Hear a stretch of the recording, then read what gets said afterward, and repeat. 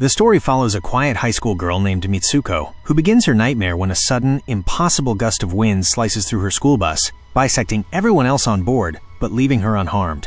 The murderous wind continues to chase her, killing every other girl she encounters. Dazed, she stumbles onto a high school campus where she meets girls named Aki, Sur, and Taeko. Aki comforts her, and the four cut class to go to the woods.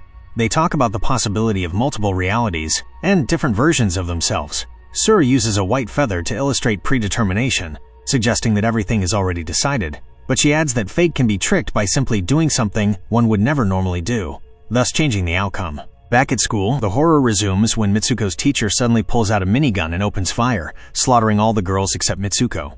Sur and Taeko drag her out of the classroom. They reach a different room where another girl is killed by her own teacher. Taeko tries to fight the teacher but is quickly killed.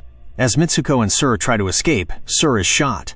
As Mitsuko runs out, other girls are fleeing their rooms, and one of them begs Mitsuko to think about why this is happening before the remaining girls are sliced apart by the wind. Mitsuko wanders into town and is recognized by a police officer as Keiko.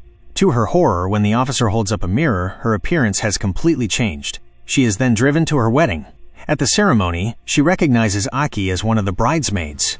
She is changed into a wedding dress, but then Aki helps her kill the other bridesmaids with a broken bottle. Keiko then walks up to the groom, who is inside a coffin. The girls strip to bikinis, acting like they're at a party. The coffin opens, revealing the groom to be a pig head. The girls try to force Keiko to kiss it.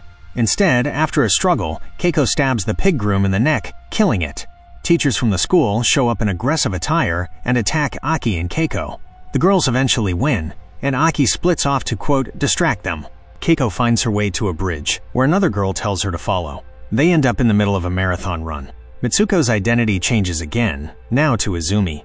Looking in a mirror, she's horrified to see her appearance has changed once more, now sporting a ponytail and a runner's outfit.